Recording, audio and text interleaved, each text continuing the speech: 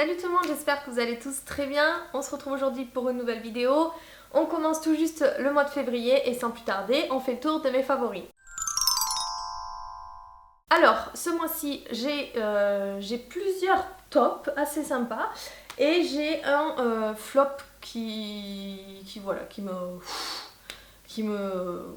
j'en ai marre quoi. J'espère d'ailleurs que vous allez pouvoir m'aider sur ça.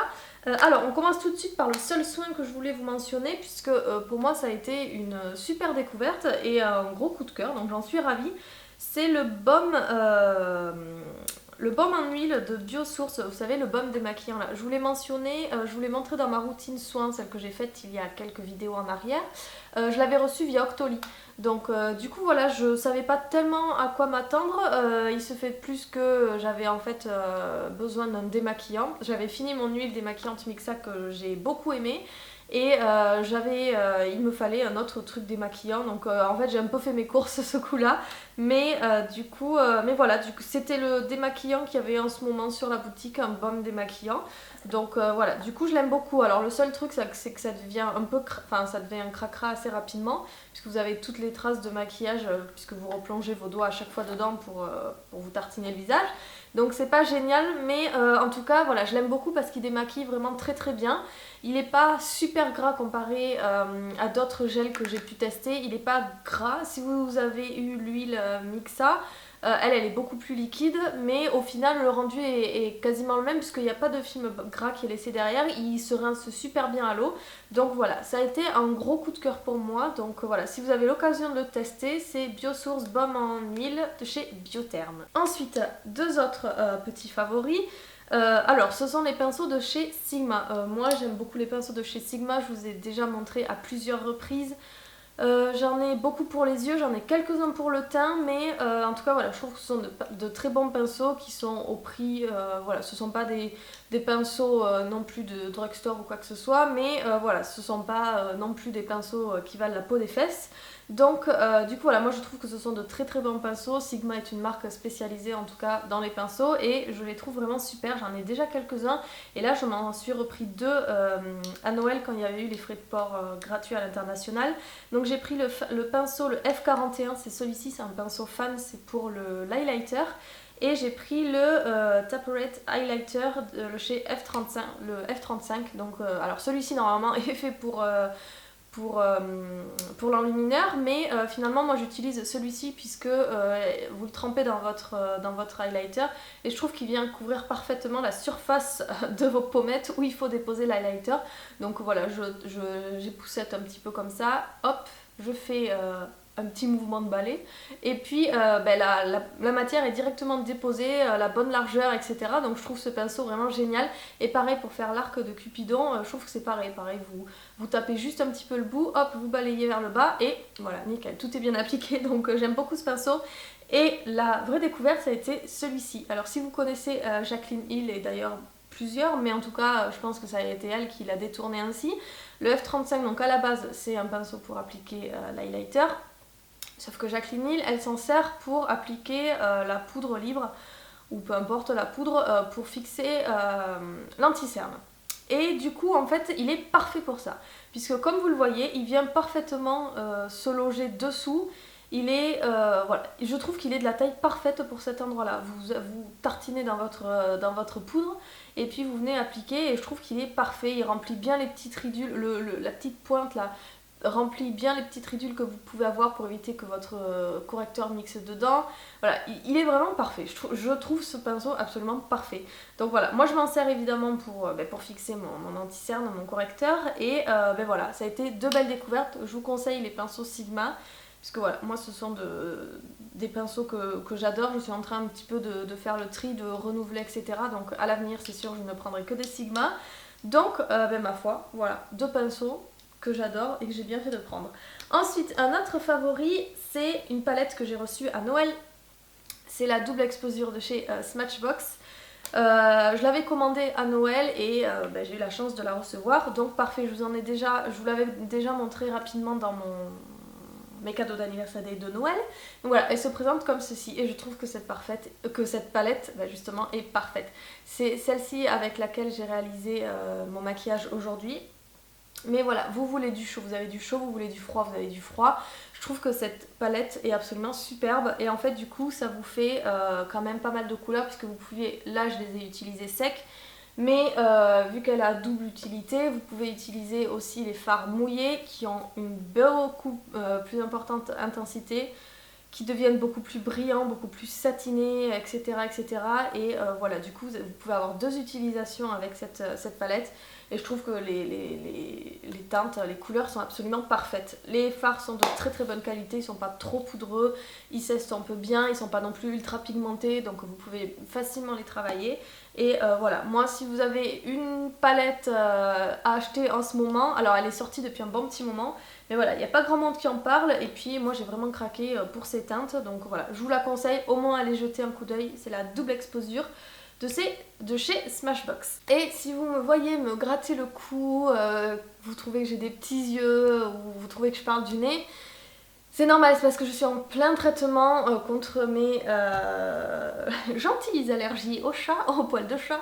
Donc du coup voilà, en fait je ne suis plus du tout sous antihistaminique, je ne suis plus sous rien et dans la maison où je vis il y a un chat qui ressemble à un Maine Coon là, donc il a des poils partout et il y en a partout. Donc inutile de vous dire que je suis en train de décéder en ce moment chez moi, donc voilà, ça me fait des plaques partout, ça me démange, j'ai des petits yeux, j'ai le nez qui coule tout le temps, j'arrive pas à respirer, enfin bref. Du coup voilà, je suis une grosse allergique au chat et ben, je suis en plein traitement, donc ben voilà, j'ai pas... En attendant de faire tout ce qui est test, etc., ben, je n'ai plus le droit aux antihistaminiques et tout ça. Donc ma foi, ben voilà, je subis. Donc ne vous inquiétez pas, je suis pas en train de décéder, je ne suis pas... j'ai pas chopé une espèce de maladie bizarre, je ne me drogue pas ni rien. C'est juste l'allergie au chat. Ensuite, prochain favori, c'est un Ultra Matte Lip de chez Colourpop. Les rouges à lèvres liquides, vous savez que je les aime beaucoup, mais cette teinte-là, ça a été le coup de cœur. C'est la teinte LAX.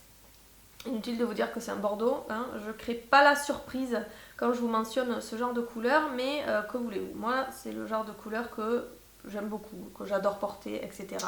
C'est une couleur bordeaux, voilà, et ce que j'aime beaucoup c'est que cette teinte là, même si elle est foncée en rouge à lèvres liquide, etc., elle est assez opaque et assez homogène en une seule couche. Je vais pas dire que voilà, c'est l'homogénéité totale, puisque bon, avant qu'on trouve un rouge à lèvres foncé qui soit hyper nickel en une seule couche, voilà, je pense qu'il y a encore du chemin, mais en tout cas voilà, vous voyez, j'ai passé une petite couche ici et bon, bah, c'est quasiment homogène. En tout cas, il n'y a pas cette démarcation que vous pouvez avoir plus claire sur le contour et puis carrément la limite noire à l'intérieur des lèvres, etc. Non, non, c'est quand même assez homogène, c'est opaque par contre en une seule couche et voilà, moi j'aime beaucoup cette teinte, elle est hyper foncée et ben voilà, moi de toute façon vous savez que j'aime les teintes bordeaux, les teintes foncées, les teintes aubergines, les teintes prunes, etc. Donc voilà, si vous cherchez un joli bordeaux foncé en rouge à lèvres liquide, il n'y en a pas non plus des masses, c'est souvent je trouve des prunes qui font les marques. Mais voilà, celui-ci LAX, en plus ça vous rappellera un petit peu les États-Unis, tout ça. Donc voilà, LAX, c'est le nom de l'aéroport de Los Angeles, foncé. Alors le dernier favori que j'ai, j'aurais pu mentionner le livre en entier, mais non, c'est pas le cas. C'est un blush en particulier, et c'est le blush Exposed. C'est celui-ci, c'est celui qui est au milieu. En fait, aux États-Unis, il est vraiment très connu, puisqu'en fait tout le monde s'en sert, tout le monde appelle blush nude, etc., etc. Alors, en France en tout cas, bon, eux là-bas, c'est la définition du mot. Mais en tout cas, en France, je suis pas tellement d'accord pour dire que c'est un blush nude, un blush... Enfin, moi, des couleurs nude, ça va être tout ce qui est beige, très clair. Enfin, ce sont des couleurs, en tout cas, que moi, j'apparente à des couleurs très claires. Je dirais plutôt que c'est un blush très naturel. Parce qu'en fait, comme ça, il paye pas de mine, hein, comme vous le voyez. Voilà, je suis certaine que même d'ailleurs, si les gens n'en parleraient pas, c'est pas le blush vers lequel vous allez vous diriger directement. Mais en tout cas, quand vous le... Voilà, il fait assez... Il fait même un peu beige, ouais, il fait beige, un peu marron foncé, le truc, il n'y a pas tellement de couleurs, c'est pas en rose, c'est pas quelque chose... Voilà, vous le voyez, il est en haut de mon doigt et en fait ça vous donne vraiment, je trouve, la couleur de... Quand vous rougissez un petit peu, quand vous êtes un petit peu gêné, que vos pommettes ont un petit peu de couleur, etc. Je trouve que c'est la teinte, c'est exactement cette couleur et c'est dans ce sens-là que je trouve qu'il est hyper naturel. Je vais vous faire un petit swatch ici. pas si vous allez très bien le voir. Et voilà, ça vous donne juste cette teinte, finalement ni trop rose, ni trop pêche, ni quoi que ce soit, parce que finalement si vous regardez, si vous vous démaquillez, que vous regardez les gens, etc., bon, on n'a pas une tête hyper rose ou hyper poudrée, rose poudrée, ou mauve, ou orange, ou ce genre de choses.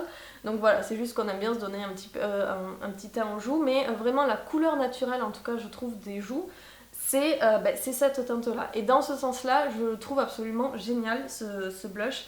Alors, mon flop, puisque j'en ai qu'un, mais quand même, voilà, il m'énerve. Parce que, alors c'est le Top Coat de chez Poché. Alors, moi je suis pas du tout la reine des ongles. Alors, ils sont longs, ils sont bien entretenus, etc. Mais on a l'impression de parler de cheveux ou d'un poney, mais pas du tout. Voilà. Ils sont assez bien entretenus, mais voilà, je n'arrive pas à bien m'appliquer du vernis, je déborde tout le temps, je massacre mes cuticules puisqu'elles sont vernies au passage aussi, etc. Donc je suis absolument c'est pire qu'une amatrice en matière de vernis, même si j'en ai plein, mais voilà, je trouve que je m'applique super mal le vernis et je déborde de partout, etc., etc. Voilà, je suis pas du tout attirée en plus par ça, j'aime beaucoup les couleurs, etc., mais je suis pas attirée par le soin des ongles, le machin, le truc. Donc j'avais demandé conseil il y a un petit moment maintenant pour un top coat, on m'avait conseillé celui-ci. Alors j'en étais très contente jusqu'à ce que j'arrive à peu près à la moitié de la bouteille et qu'il devienne tout gluant, mais vraiment vraiment tout gluant, c'est-à-dire que si je vous le sors, vous avez des espèces, c'est hyper, ouais, il est devenu tout gluant, tout collant, etc. Et il est devenu surtout inutilisable puisqu'en fait, quand je le mets sur mon vernis, il est tellement collant qu'il accroche la couche de vernis en dessous et du coup tout se barre sur le bout de l'ongle. Enfin, c'est assez, ça me laisse des grosses traces et le truc, c'est qu'il est gluant, donc ça fait une espèce de petite boulette vraiment sur le bout de l'ongle, là où vous enlevez votre pinceau, quoi. Et donc ça, c'est ça l'application. Et par contre, quand il a séché et qu'il a eu la bonté de laisser le vernis intact en dessous, parce que ça arrive, ça dépend des vernis, mais quand il a eu la bonté de laisser le vernis intact dessous, eh bien ça fait... il sépare en fait le vernis, ça me fait comme des écailles. Vous savez les vernis qu'il y avait eu un moment chez Kiko là, qui font effet serpent, effet écaille, et bien ça fait exactement ça, sauf que c'est le top coat. Donc je sais pas, et c'est pas le vernis, puisque quand j'utilise mon top coat Kiko, qui n'a absolument aucune utilité sur la durée, mais bref, quand je veux juste l'appliquer pour donner un petit peu de brillance, mon vernis reste nickel, quoi. Donc je sais que c'est par rapport à celui-là, et je suis super déçue puisque je peux plus du tout l'utiliser, et voilà, il merde complètement mes ongles. Donc voilà. Par contre, j'aimerais bien que vous m'en conseilliez un top coat, si possible anti... mince. J'allais dire anti-chip, mais anti... Enfin voilà, pour prolonger la durée du vernis, je veux pas forcément un effet super brillant, un effet je ne sais quoi, je veux simplement un truc qui fasse tenir. Donc j'ai vu celui de Sally Hansen, justement le anti-chip top coat, qui a l'air pas mal. J'ai vu aussi celui de Mavala, voilà. Donc n'hésitez pas à me conseiller un truc, je suis en train de rassembler un petit peu toutes les marques et de faire mon avis après, mais je veux surtout une action... sur la durée, parce que moi mes ongles sont assez capricieux, on va dire, ils se cassent tout le temps, ils se dédoublent tout le temps, donc je suis pas du style à changer mon vernis tous les 2-3 jours. Par contre, quand j'applique un vernis, je veux qu'il tienne au moins une semaine et demie pour au moins en profiter, puisqu'après je coupe pendant un mois et puis j'en rapplique un autre mois après. Bref, du coup voilà. N'hésitez pas à me conseiller un super top coat qui allonge vraiment la tenue du vernis. Et puis voilà, écoutez, je pense qu'on a fait le tour de mes favoris et de mon flop. J'espère que cette vidéo vous a plu. N'hésitez pas à me conseiller vos favoris dans la barre, dans les commentaires, etc. Et puis, voilà. Je vous souhaite de passer du coup une très très bonne semaine. Et quant à nous, on se retrouve samedi pour une nouvelle vidéo et peut-être toujours avec mes allergies. Voilà. Je vous fais plein de gros bisous et à très vite. Bye bye.